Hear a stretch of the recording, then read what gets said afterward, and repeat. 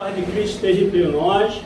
Eu gostaria de contar com a atenção de todos, porque nós estamos falando sobre aflições, sobre dores.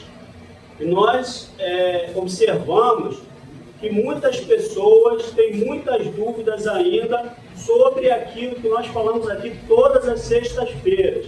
Então, vamos dizer assim, é primordial que a gente deixe o nosso telefone de lado, que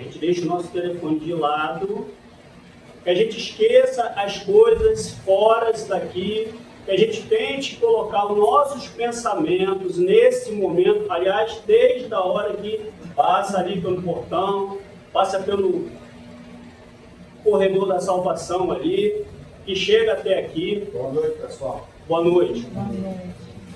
Tudo isto é importante para que a gente possa verdadeiramente, no final dos trabalhos, sair daqui um pouco mais consciente. A nossa doutrina é uma doutrina de consolação, mas a transformação está na mão de cada um. Dito isto, começaremos hoje, ainda estamos no capítulo 5, Bem-aventurados aflitos. Nós vamos falar sobre o subtítulo Causas anteriores das aflições. Vamos tentar falar de 6 a 10, os itens de 6 a 10. Começaremos com as nossas leituras do Evangelho, que é este aqui. A linguagem que está aqui é uma linguagem bem, vamos dizer assim, um pouco desatualizada. Talvez algumas coisas que se fale aqui fique assim, mas vai dar certo, porque o que vale é o sentido da obra. Vou começar com a nossa irmã Yasmin, primeiro que está sublinhando aqui, minha querida.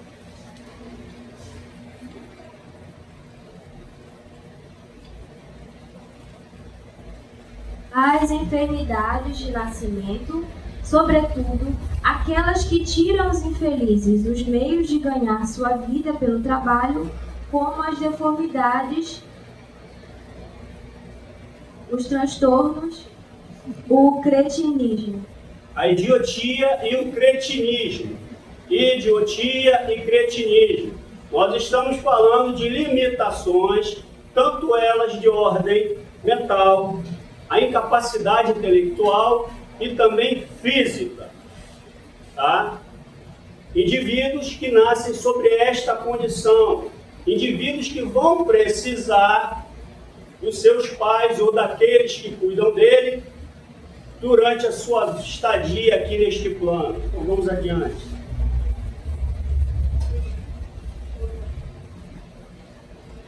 Qual que está subindo?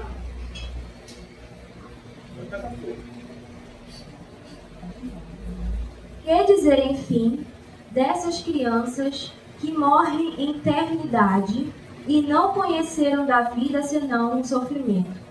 Problemas que nenhuma filosofia pôde ainda resolver, anomalias que nenhuma religião pôde justificar, e que seriam a negação da bondade, da justiça e da providência de Deus, na hipótese de ser a alma criada ao mesmo tempo que o corpo, e sua sorte está irrevogavelmente fixada após uma estada de alguns instantes na terra.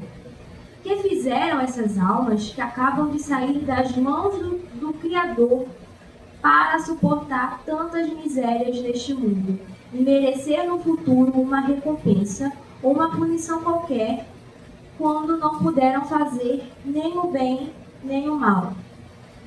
A alma, ela não é criada ao mesmo tempo desta roupagem, do corpo.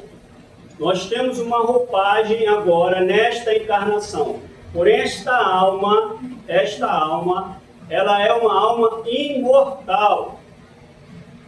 Ela vem de encarnações pretéritas. Ela tem múltiplas encarnações. em cada encarnação se utiliza de uma roupagem. Agora, nesta encarnação, está gravado na alma tudo aquilo que fazemos, todos os registros. Então, não há injustiças, porque esta alma vem com ações, com comportamentos, com atitudes anteriores. E podem acreditar que aquilo que nós fazemos nas encarnações passadas, a gente chega numa encarnação e a gente não consegue quitar esta dívida. Se a gente chega com 100, a gente paga 10 e vai com 90. E assim vai. Feito aquelas prestações da Casa do Bahia, né? Na época, né? Que tinha até a pessoa ficava 3 anos pagando, 5 anos pagando. É desta forma que funciona. Agora, como é que funciona isso? Isso tudo é acordado entre esta alma. Quando está no plano espiritual, a equipe que cuida dessa parte, ela orienta esse espírito e diz a ele como é que ele pode fazer. E ele escolhe, ele tem a escolha de como ele quer pagar esses débitos. Está dando para entender isso, pessoal? Então, se você olha numa encarnação uma determinada dor, se você ficar preso só àquela encarnação, você não consegue entender o motivo de muitas das coisas. Mas hoje a gente vai tentar falar sobre isso. Pode ir. Entretanto, em virtude do axioma de que todo efeito tem uma causa, essas misérias são efeitos que devem ter uma causa. E desde que se admita um Deus justo, essa causa deve ser justa. Ora, a causa precedendo sempre o efeito, uma vez que não está na vida atual, deve ser anterior a ela. Quer dizer, pertencer a uma existência precedente. Por outro lado, Deus não podendo punir pelo bem que se fez, nem pelo mal que não se fez, se somos punidos, é porque fizemos o mal. Se não fizemos o mal nesta vida, o fizemos numa outra. É uma alternativa da qual é impossível escapar, e na qual a lógica diz de que lado está a justiça de Deus. Esse axioma é uma questão assim, é uma verdade inquestionável. É uma verdade inquestionável. Desde que você aceite isto no seu coração. Se você aceita um Deus soberanamente bom e justo, você tem que aceitar, consequentemente, que tudo aquilo que lhe acontece está dentro desta justiça. Agora, se você aceita um Deus à sua maneira, aí tudo bem. Aí a gente não vai entrar nessa polêmica aqui. Agora, o Deus que nós estamos falando aqui é um Deus soberanamente bom e justo. E se é bom e justo, tudo aquilo que nos acontece está dentro da sua lei de justiça. E amor, sobretudo. Muitos questionamentos que nós temos sobre aquilo que nos acontece, se fosse mostrado na mesma hora para nós, olha, você está passando isso aqui, mas olha aqui, ó, aí faz ali, chamado flashback, né? Aí mostra ali tudo aquilo que aconteceu. Se mostrasse naquele momento tudo que você fez, você não suportaria. A sua mente não suportaria. Ia colapsar. Você não ia conseguir ver. Tudo aquilo, se a gente pegar o que já aconteceu para trás, guerras de todas as sortes, tudo aquilo que o homem fez lá atrás, e hoje podem acreditar, o mundo está melhor. Nós temos a tecnologia, né, Bia? Tem tecnologia hoje? Essa tecnologia, ela nos serve para o nosso bem-estar. Isso foi o homem que conquistou. O homem adquiriu. Olha, quando o homem tem as criações que tem por aí, foi uma ideia que surgiu. Essa ideia surgiu do nada na cabeça dele. Não existe o nada, não existe o acaso. Quando o homem cria alguma coisa, essa ideia que surge, podem acreditar, ela está sob o controle de Deus. Foi uma maçã que caiu na cabeça. Ele observou o relâmpago no céu. Não é assim que acontece. Há uma permissão de Deus e há um caminho que este homem... Agora, ao mérito do homem, óbvio, o homem vai pegar aquilo ali, vai explorar e vai chegar àquele resultado. Está dando para entender isso, pessoal? Então, vamos adiante. Estou gostando. Obrigado. Vamos lá. Aí.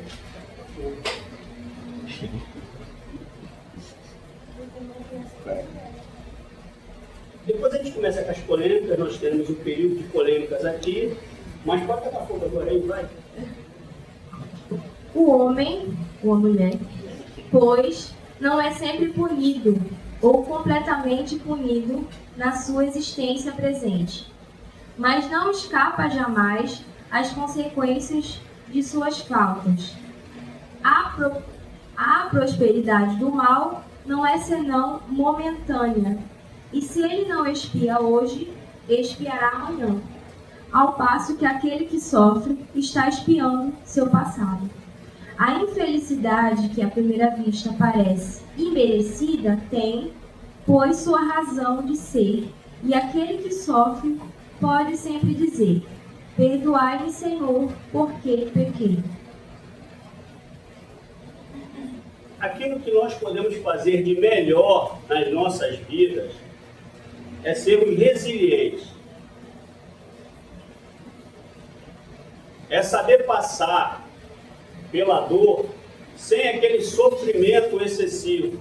Há pessoas, eu também não tenho nada contra, que vão ao enterro de um parente. Aí vai no enterro do parente. Aí na hora que o parente está sendo enterrado, a pessoa diz: eu quero ir junto, eu vou também. A gente vem aqui com a certeza que a gente não vai ficar aqui. Nós vamos desencarnar, ninguém quer desencarnar. Mas há um momento que você tem que desencarnar. E o que vai adiantar esse desespero, esse choro? Isso não vai adiantar de nada, não vai voltar aquilo ali. Por isso que nós temos que ter a certeza do que nós estamos fazendo aqui hoje, do que nós estamos cultivando. Bem-aventurados aqueles que choram, mas esse bem-aventurado é porque ele tem a consciência, ele está no momento de consciência. Pode ter certeza que essa lei só é aplicada quando você tem a consciência para ela ser aplicada. Porque senão não adianta. Não adianta aplicar a lei para uma pessoa que não tem a consciência e não tem os ombros para carregar esse fardo. Quando se fala para aqueles que choram, que serão consolados, está dizendo aqueles que adquiriram a condição de pagar esse débito, tá? E a pessoa pode chorar, né? Como dizia aquela que você gosta, o choro é livre, não é isso? Aquela que você gosta, né? Então, assim, é brincadeira, pessoal. Então, assim, só para descontrair, que eu estou vendo vocês com uma cara séria, e relaxa que vai dar certo. Então, assim, você pode chorar, não tem problema algum chorar. Aliás, chorar faz bem, podem acreditar. Limpa aqui os olhos, ó, dá limpeza dos olhos, torna você humano, não é isso? E as lágrimas verdadeiras, né? Não aquelas de crocodilo, né? Lágrimas de crocodilo. Alguém já viu aí, pessoal? Lágrima de crocodilo? Já viu o São Marcelo? Agora eu vi sempre o São Marcelo. O senhor já viu muita lágrima de crocodilo, São Marcelo? Muita? Você quer contar um caso aí pra gente? Não? Hã? Esqueci. Pronto. Mas vai dar certo. Só chamo sinceramente. Amém. Então vamos adiante.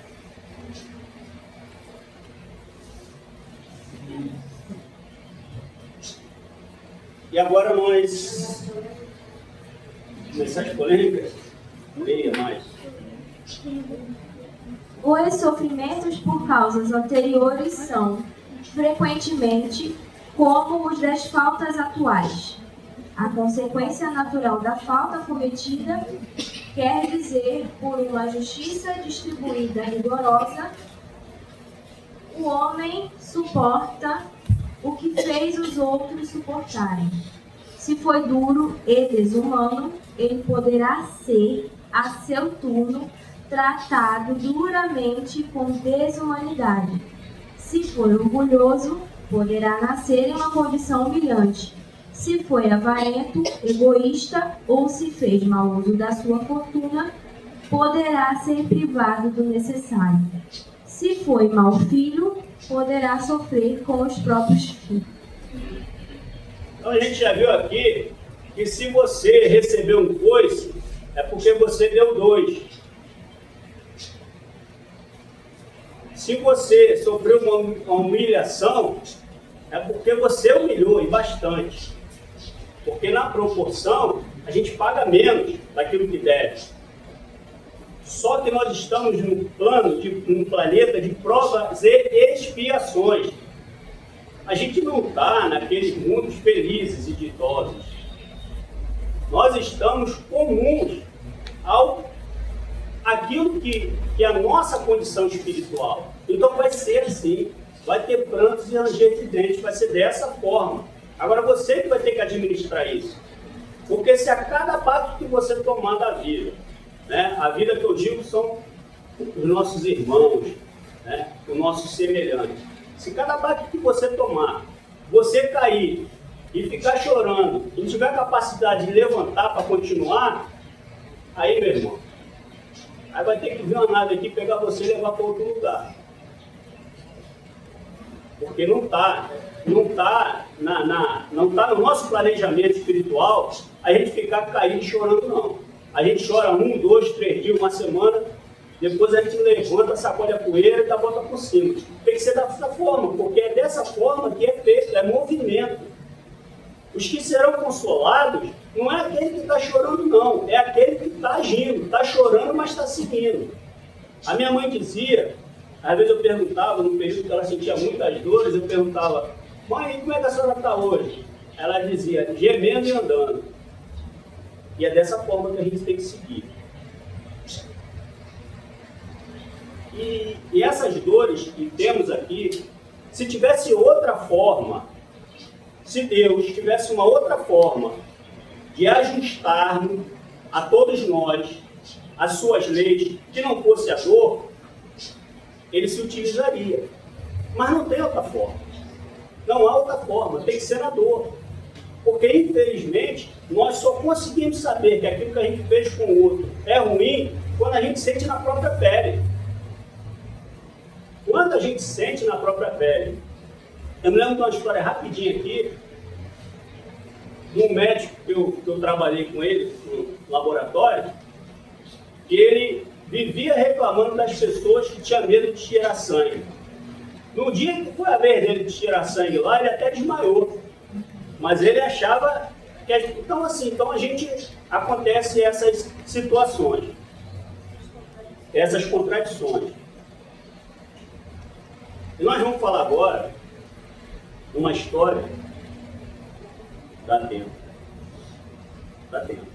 Vamos falar de uma história aqui que ela começou lá no ano 20 da era cristã e ela foi se desenrolar em 2007. Ela começa com títulos aéreos, tem que ler aqui, se não fala. Títulos aéreos, no ano 20 da era cristã, e ela se desenrola com João Hélio, em 2007, lá na minha terra, lá no Rio de Janeiro, na Zona Norte. Uma família seguia com o seu carro pelas ruas do Rio de Janeiro, até que eles foram, um sinal, quando eles pararam, foram abordados por 5 elementos. Esses 5 elementos tomaram de assalto esse carro e fizeram toda a família sair de dentro desse carro. Naquele desespero, a mãe tenta tirar o menino de 6 anos, que é o João Hélio, mas ela não consegue tirar ele do cinto. Esse caso teve muita repercussão, vocês vão lembrar. E aí, esses bandidos saem com o carro e vão arrastando essa criança, de 6 anos, tá? Essa criança é arrastada, obviamente ela desencarna, e aí a família entra em desespero, né, há uma comoção nacional, eles começam a receber muitas manifestações de solidariedade, de apoio, mas essa criança desencarna. Passado algum tempo, lá no Leão Denis, que é um centro espírita, João Hélio tem a oportunidade de poder mandar uma carta através de uma psicografia para essa família, para explicar o porquê dele ter passado pelaquela situação aí. João Hélio, que na verdade vestiu a roupagem de Titus Aéreos, no ano 20 da era cristã, ele era um governador cruel. Ele arrastava pessoas, mulheres, crianças, idosos, na sua biga, com 2 cavalos. Vocês sabem o que é? Sabe, né? Isso, pronto, mais ou menos isso. Ele arrastava as pessoas ali sobre ruas pedregosas. Isso lá durante que se passou na expansão do Império Romano, na Líbia. E aí ele faz isso. O que acontece? Logo em seguida, mais um tempo depois, ele desencarna. E quando ele desencarna com toda essa carga dessas atrocidades que ele cometeu. Ele fica 1.500 anos, mais ou menos, só em sofrimento, nessas regiões que nós estávamos falando ontem. É isso, dona Marta? No caso, não é nem as umbralinas, já é aquelas mais... Quem estava falando ontem, né? Trevoso. Ele fica ali nessa região e tal, 1.500 anos. E depois ele passa 300 anos fazendo o ajuste para poder reencarnar. Só que nesse período aí, não encontra uma família que vai querer que ele seja filho.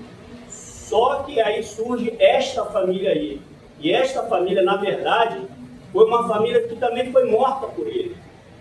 Vocês estão entendendo? Isso é um caso real, tá? E assim, e para quem acredita nas psicografias, naquilo que os espíritos nos contam, enfim. Então acontece isso. Então, ele pede esse tipo de sofrimento para ele, porque ele poderia pagar isso daí, essa expiação, de outra forma, mas ele escolhe sentir a mesma situação que ele causou nos outros. E essa família que perdoa ele, que também foi dilacerada por ele, essa família recebe ele, e ele desencarna com 6 anos. Então, isso daí, para mim, eu posso ler aqui o Evangelho e falar de uma série de coisas, mas essa história aí, para mim, ela resume tudo aquilo que a gente está falando hoje. Porque quando a gente fala de criança, o que mais toca a gente, em geral, é uma criança. Qualquer sofrimento que nós vemos com uma criança, a gente tende a se comover, porque a gente enxerga aquela criança ali, ela não teve tempo de experimentar nada. E ele desencarna com 6 anos nesta situação aí. Essa casa dessa família, depois eles não conseguem ficar lá nesse local, eles vão embora. Essa casa, eles fundam lá um centro espírita, essa casa vira um centro espírita. E aí a gente percebe uma coisa, que essa família passou por esse sofrimento, mas ela também escolheu, ela passou por amor, porque ela perdoou ele. Não é assim? Então, é essa forma que Deus se utiliza para ele poder consertar as coisas, para que a sua lei possa ser justa. Por mais duro que nos seja, por mais complexo que nos seja, para mim, é uma forma mais, vou dizer assim, clara, didática, da lei de Deus.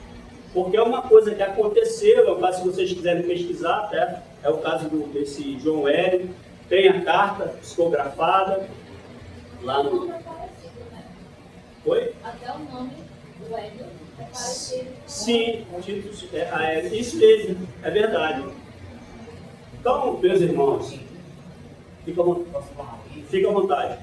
Então, meus irmãos, a nossa proposta hoje aqui é tentar falar um pouco da complexidade que é a dor que nos aflige. Mas, é claro que quando a gente fala de uma história que aconteceu, isso não quer dizer que, por mais que esteja próximo a nós, isso não quer dizer que vai nos consolar.